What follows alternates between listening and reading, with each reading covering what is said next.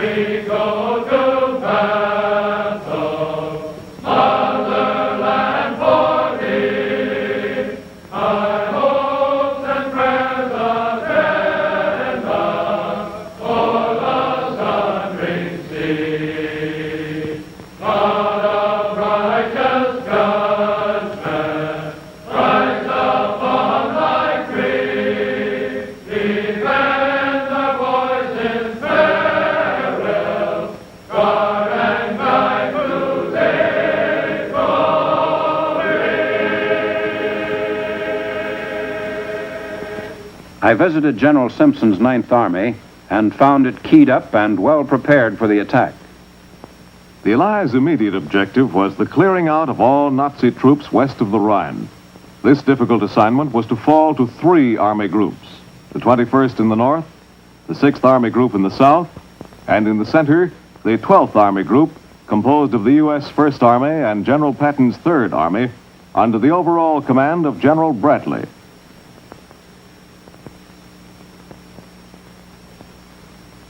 On the Eastern European front, the Russians began a drive of massive dimensions along the entire battle line on January 12, 1945. The offensive was spearheaded by 4 Russian army groups. Commanding one was Marshal Georgy Zhukov, who was already becoming a hero of epic proportions to the Russian people. The Russian generals counted heavily on the success of one crushing blow.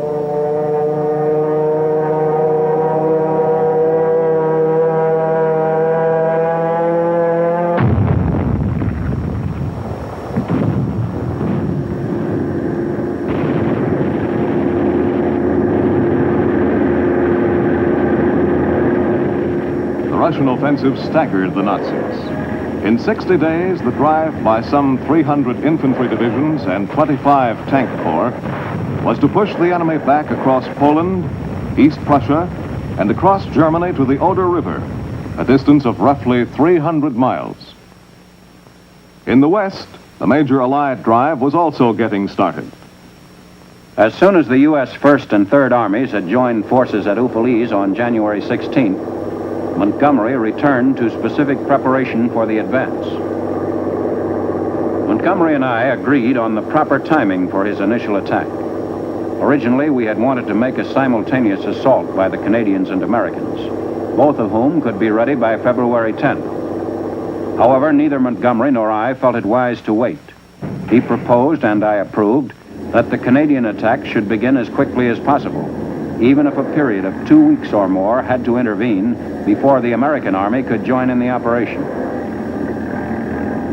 The Canadian Army jumped off February 8th. It made satisfactory initial gains, but the troops quickly found themselves involved in a quagmire of flooded and muddy ground. Progress was slow. According to the plan, the keynote of the operation was to be speed. But the weather conditions could hardly have been more unfavorable for a rapid advance. Allied hopes for a quick breakthrough were killed, and the fighting developed into a bitter slugging match in which the enemy had to be pushed back yard by yard. When the Canadians launched their attack, the enemy was slow to respond. But the attackers' difficulty in moving fast over the waterlogged terrain gave the Nazis a chance to consolidate their defenses. Soon, every offensive move by the Canadians was met by stiff resistance. Every square mile of territory was fought for savagely.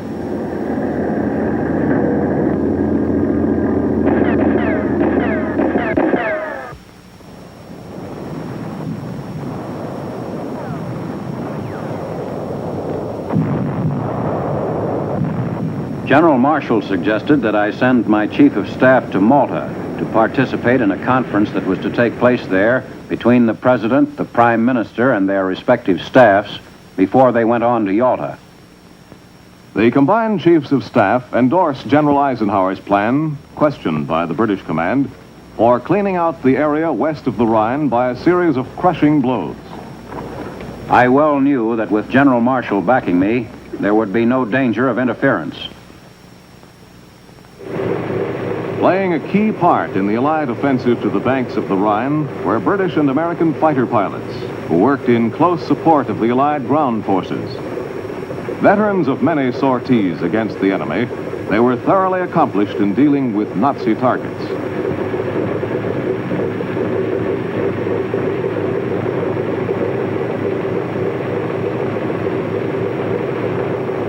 Groups of fighters could now be located at forward fields near the Rhine, and in spite of their comparatively short range, could operate over almost any Nazi target.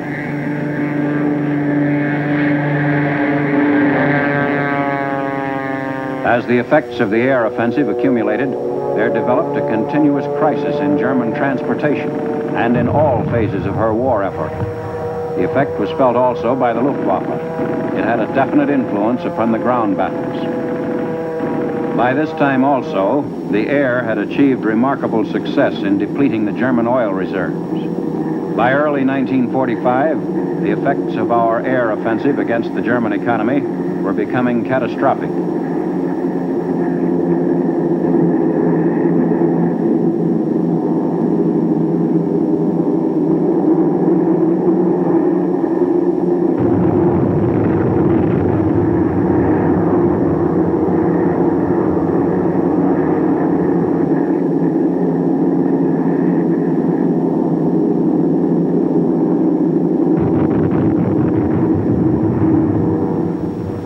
After the Canadians launched their drive in the north, General Simpson's U.S. 9th Army and elements of the 1st Army joined the attack. Preceded by a violent bombardment, the 9th got off as scheduled.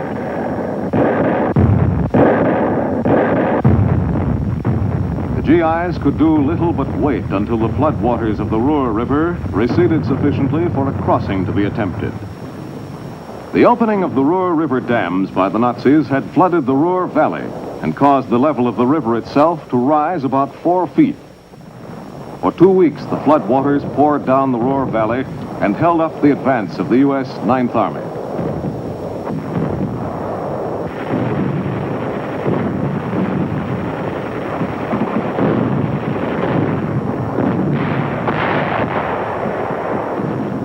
But by February 23rd, the flood had subsided somewhat, and the 9th Army's drive was launched in earnest.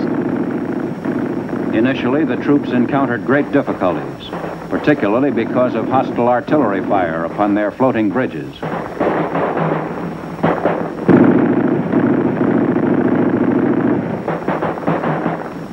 Once across the Ruhr, the advancing GIs had to fight their way through the German city of Jülich.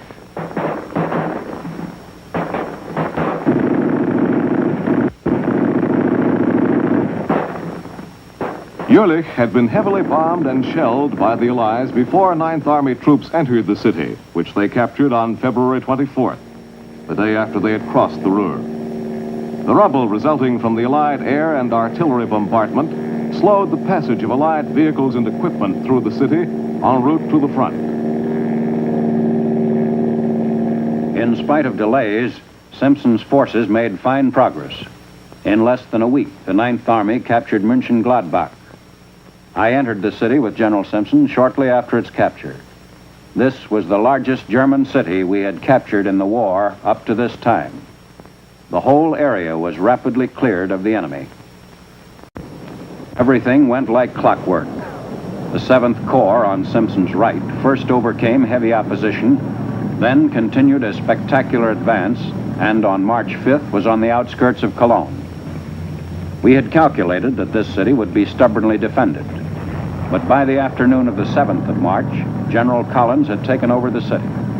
The hastily trained and astonished defending troops were by no means the equal of those we had met earlier in the campaign.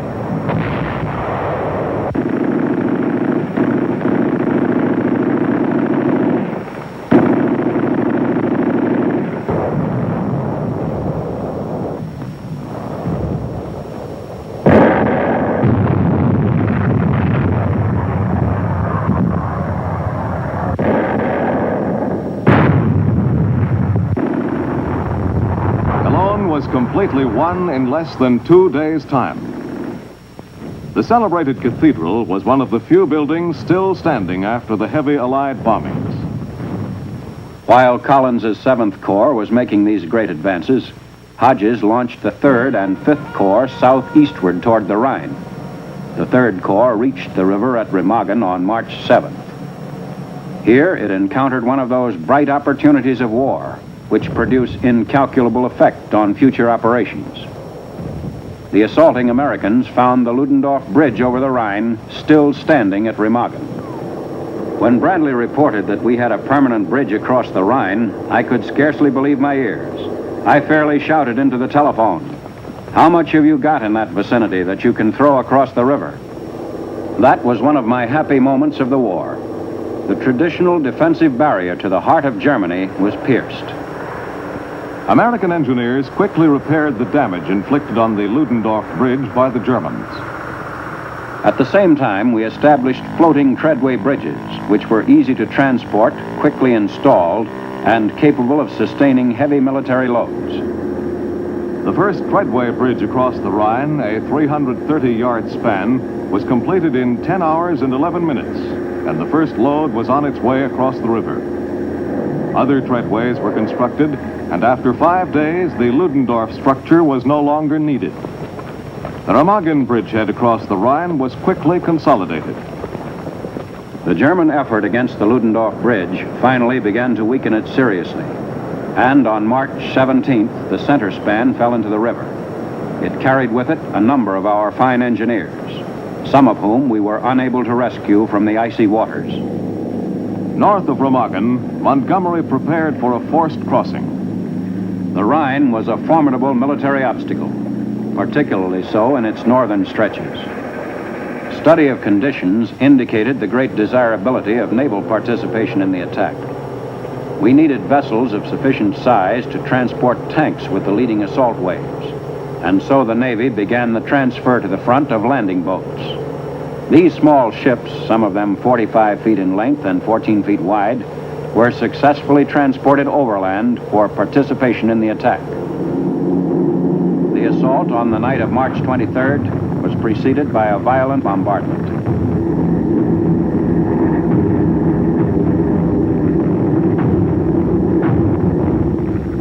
Our preparations for the crossing had been so deliberately and thoroughly made that the enemy knew what was coming. We anticipated strong resistance, since we would achieve surprise only by the timing and strength of the assault. On the front of the 2 American divisions making the attack, the 30th and 79th, 2,000 guns of all types participated.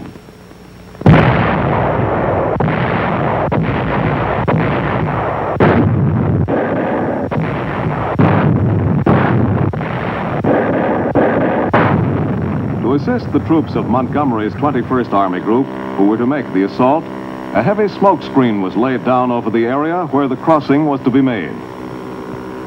This assault across the Rhine constituted the major Allied effort in the North in this phase of the battle for Germany.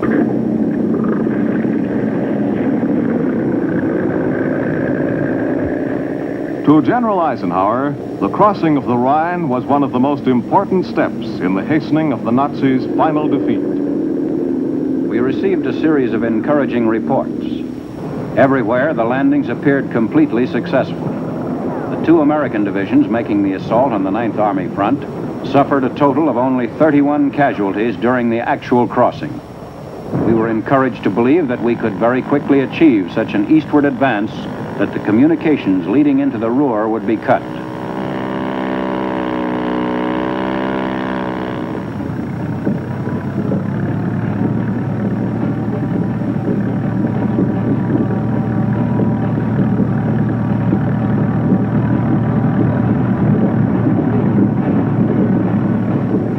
The airborne units were scheduled to make their drop on the far side of the Rhine at 10 o'clock on the morning following the assault in small boats.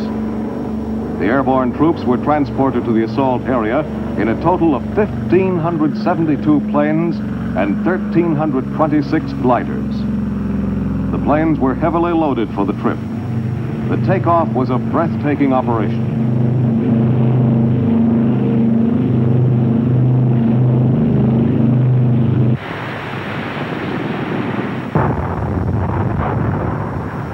In this operation, the two airborne divisions were to drop close to the front lines, merely far enough back so that they would not be within the zone of our own artillery fire.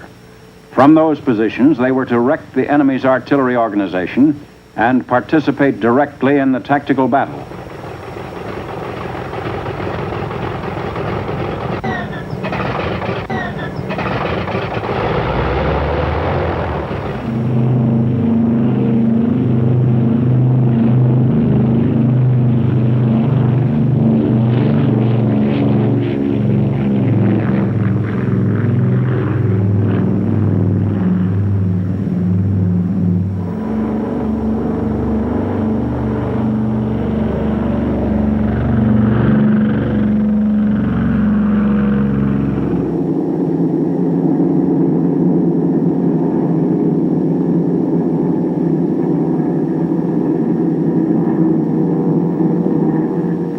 Airborne units arrived over the area of Wesel on schedule, and the paratroopers readied themselves for the jump. Preparations were also made for cutting the tow lines and setting the gliders adrift. On the whole, the landings went off smoothly. Only a few Allied planes were shot down.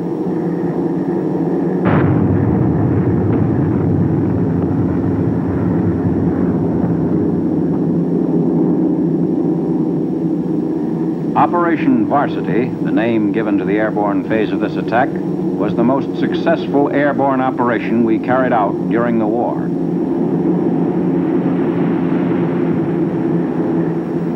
Meanwhile, the ground forces of Montgomery's 21st Army Group crossed the Rhine in increasing numbers. The preparatory artillery fire and bombing had proved most effective, and a firm foothold was established on the east bank of the river.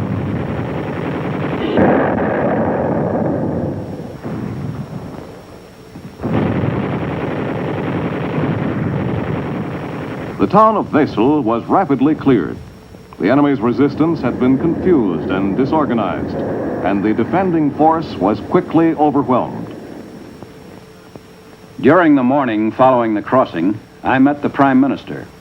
Mr. Churchill always seemed to find it possible to be near the scene of action when any particularly important operation was to be launched. He rarely failed to inject into most conferences some element of emotion. On that morning, he was delighted, as indeed were all of us. He exclaimed over and over, "My dear General, the German is whipped. We've got him. He is all through." The Prime Minister was merely voicing what all of us felt and were telling each other. After I left the area, the Prime Minister persuaded the local commander to take him across the Rhine in an LCM. He undoubtedly derived an intense satisfaction from putting his foot on the eastern bank of Germany's traditional barrier. However, had I been present, he would never have been permitted to cross the Rhine that day. Possibly, he felt the act was symbolic of the final defeat of an enemy who had forced Britons back to the wall 5 years before.